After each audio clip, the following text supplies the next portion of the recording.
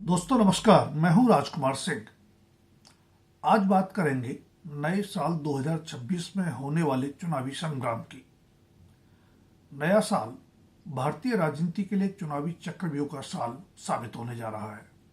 इस साल केंद्र शासित प्रदेश पुदुचेरी समेत कुल 5 राज्यों में विधानसभा चुनाव होंगे।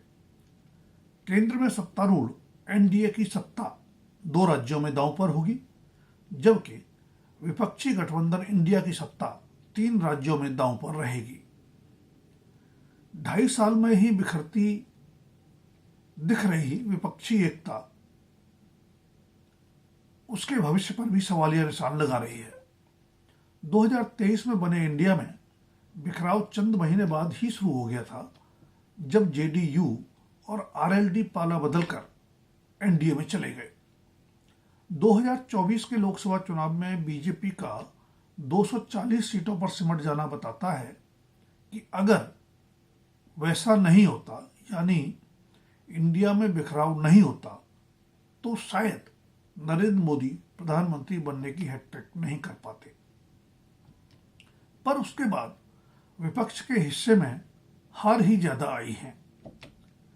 आदिवासी बहुल झारखंड अपवाद रहा, वरना विधानसभा चुनावों में एनडीए ने ही जीत का परचम लहराया। जिन राज्यों में लोकसभा चुनाव में इंडिया के घटक दलों ने बेहतर प्रदर्शन किया था, वहां भी उसे जबरदस्त हार मिली। 2024 में हरियाणा और महाराष्ट्र विधानसभा चुनाव से जीत की पटरी पर लौटा एनडीए का विजय रथ 2025 में भी तेज रफ्तार दौड़ा। साल के शुरू में आम आदमी पार्टी से दिल्ली की सत्ता छीनी, तो साल के आखिर में बिहार में भी प्रचंड बहुमत से सत्ता बरकरार रखी।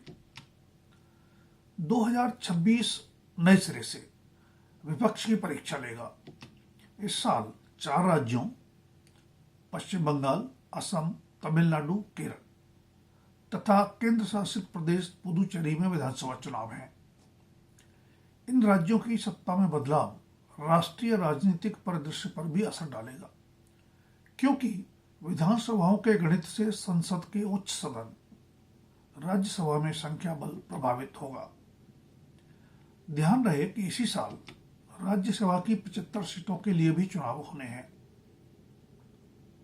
साल की शुरुआत देश की सबसे अमीर महानगर पालिका मुंबई यानी बीएमसी समेत महाराष्ट्र के नगर निकाय चुनावों से है। बीएमसी चुनाव ने 20 साल बाद ठाकरे बंधुओं उद्धव और राज को साथ आने पर मजबूर कर दिया है। सत्ता पक्ष और विपक्ष में बदलते समीकरण चुनाव परिणामों के बाद भी गुल खिलाएंगे। महत्वपूर्ण तो हर राज्य की सत्ता है, पर देश की निगाहें पश्चिम बंगाल पर टिकी हैं। 11 साल से केंद्र में सत्तारूढ़ बीजेपी और 1.5 दशक से बंगाल में सत्तारूढ़ टीएमसी के बीच राजनीतिक कटुता चरम पर है। टीएमसी यानी तृणमूल कांग्रेस सुप्रीमो ममता बनर्जी की अतीत में कांग्रेस और बीजेपी दोनों से राजनीतिक दोस्ती रही, पर तब बंगाल में वाम मोर्चा का शासन था। 3 दशक से भी पुरानी वाम मोर्चा सरकार को अकेले दम उखाड़ फेंकने के बाद ममता बनर्जी एकला चलू की राह पर हैं। बंगाल में कांग्रेस और वाम मोर्चा आपस में गठबंधन कर तृणमूल कांग्रेस के विरुद्ध चुनाव लड़ते हैं, जबकि राष्ट्रीय स्तर पर इंडिया गठबंधन में ये तीनों साथ साथ हैं। कांग्रेस और वाम मोर्चा अब बंगाल की राजनीति में हाशिए पर है। सत्ता की लड़ाई टीएमसी और बीजेपी के बीच है। सबसे बड़ा सवाल यही है कि बढ़त की ओर अग्रसर बीजेपी क्या इस बार टीएमसी का सत्ता का दुर्ग भेद पाएगी। पिछले चुनाव में खुद ममता बनर्जी को हराकर बीजेपी सनसनी फैलाने में तो सफल रही, लेकिन 294 सदस्यीय विधानसभा में मात्र 77 सीटों तक ही पहुंच पाई। टीएमसी 215 सीटें जीत गई। टीएमसी को 48 और बीजेपी को 38% वोट मिले। 2024 के लोकसभा चुनाव में यह फासला और बढ़ गया। यही फासला तय करना बीजेपी के लिए बड़ी चुनौती है, क्योंकि उसके पास पूरे बंगाल में स्वीकार्य कोई चेहरा नहीं है। उसकी सारी उम्मीदें प्रधानमंत्री नरेंद्र मोदी के करिश्मे और गृह मंत्री अमित शाह की चुनावी रणनीति पर टिकी हैं। 3 कार्यकाल के बाद सत्ता विरोधी यानी एंटी इनकम्बेंसी भावना स्वाभाविक है, पर ममता के बांग्ला अस्मिता के मुद्दे की काट बीजेपी अभी तक नहीं कर पा रही। एसआईआर और घुसपैठिया विवाद के बीच अगर बीजेपी बंगाल में महाराष्ट्र बिहार की पुनरावृत्ति कर पाई तो उसका राष्ट्रीय राजनीति पर भी दूरगामी असर हुआ। दूसरा बड़ा और मुश्किल राज्य तमिलनाडु है। वहां द्रमुक यानी डीएमके की सरकार है, जो इंडिया गठबंधन का घटक दल है। दशकों से तमिलनाडु की राजनीति डीएमके और एआईडीएमके के बीच बटी रही, लेकिन जयललिता के निधन के बाद परिदृश्य बदला है।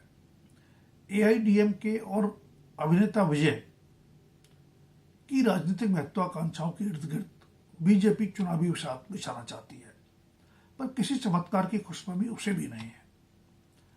उत्तर भारत में बीजेपी की लहर चलाने वाले मुद्दे दक्षिण भारत में अभी तक तो नहीं चले। एमके स्टालिन सरकार के विरुद्ध सत्ता विरोधी भावना यानी एंटी इनकम्बेंसी के अलावा वंशवाद, भ्रष्टाचार और हिंदी विरोध सरीखे मुद्दे भी हैं, पर उनका चुनावी लाभ उठाने के लिए विश्वसनीय विकल्प भी चाहिए। शायद इसीलिए बीजेपी की रणनीति फिलहाल गठबंधन के जरिए अपना वोट परसेंटेज बढ़ाने की ज्यादा लगती है। पिछले लोकसभा चुनाव में अभिनेता सुरेश गोपी के सांसद बनने और हाल ही में तिरुअनंतपुरम में अपना मेयर बनाने के करिश्मे के बावजूद बीजेपी केरल में हाशिए पर ही है। सत्ता राजनीति मुख्यतः वाम मोर्चा एलडीएफ और कांग्रेसी मोर्चा यूडीएफ के बीच बटी है। हर चुनाव में सरकार बदल जाने का सिलसिला पिछली बार वामपंथी मुख्यमंत्री पिनरई विजयन ने तोड़ दिया। इस बार उनके विरुद्ध ज्यादा सत्ता विरोधी भावना की उम्मीद है, पर उसका लाभ, चुनावी लाभ कांग्रेस को ही मिल सकता है। इसलिए वहां इंडिया गठबंधन की सत्ता ही बरकरार रहेगी, लेकिन अपने अंतिम दुर्ग की सत्ता से विदाई वाम राजनीति के लिए बड़ा झटका साबित होगी। असम को पूर्वोत्तर भारत का प्रवेश द्वार माना जाता है। वहां की सत्ता कब्जाने के बाद ही बीजेपी का पूर्व उत्तर में विस्तार हुआ, जिसका श्रेय पूर्व कांग्रेसी हिमंता बिस्वा शर्मा को जाता है। असम में अपने दूसरे सत्ता काल में बीजेपी ने हिमंता को मुख्यमंत्री पद सौंपा। बंगाल की तरह असम में भी घुसपैठ बड़ा चुनावी मुद्दा है, जिस पर आक्रामकता के साथ कांग्रेस को बीजेपी घेरती रही है। कांग्रेस की सारी उम्मीदें वहां गौरव गोगोई के नेतृत्व तथा क्षेत्रीय दलों से तालमेल पर टिकी है। केंद्र शासित क्षेत्र पुदुचेरी की राजनीति अक्सर तमिलनाडु की राह चलती रही है, लेकिन 2021 से वहां बीजेपी समर्थित एन रंगास्वामी सरकार है। 30 सदस्यों वाली पुदुचेरी विधानसभा में 10 सीटें जीतने वाली ऑल इंडिया एनआर कांग्रेस ने 6 सीटें जीतने वाली बीजेपी के साथ मिलकर सरकार बनाई। 13 सीटों पर लड़ने वाले डीएमके ने 6 सीटें जीती थी, लेकिन 14 सीटों पर लड़ी कांग्रेस मात्र 2 सीटें ही जीत पाई। अगर कांग्रेस और डीएमके सत्ता विरोधी भावना का लाभ उठाते हुए आगामी चुनाव में बेहतर प्रदर्शन करते हैं, तो बीजेपी को दक्षिण भारत में अपना एकमात्र शीर्ष सत्ता दुर्ग भी गंवाना पड़ सकता है। ये विधानसभा चुनाव परिणाम बीजेपी की भावी चुनावी तैयारियों पर भी असर डालेंगे, लेकिन विपक्षी गठबंधन इंडिया का तो भविष्य ही एकता और सफलता पर निर्भर करेगा। इस चुनावी चक्रव्यूह को भेजने वाले को निश्चय ही भविष्य के लिए मनोवैज्ञानिक बढ़त भी मिल जाएगी। दोस्तों, अगर वीडियो पसंद आए तो लाइक, शेयर और सब्सक्राइब अवश्य करें। 2026 के चुनावी संग्राम और उसमें विभिन्न दलों की संभावनाओं पर अपनी राय भी दें कमेंट बॉक्स में। धन्यवाद। अभी के लिए इतना ही। जल्द फिर मिलेंगे किसी नए विषय के साथ।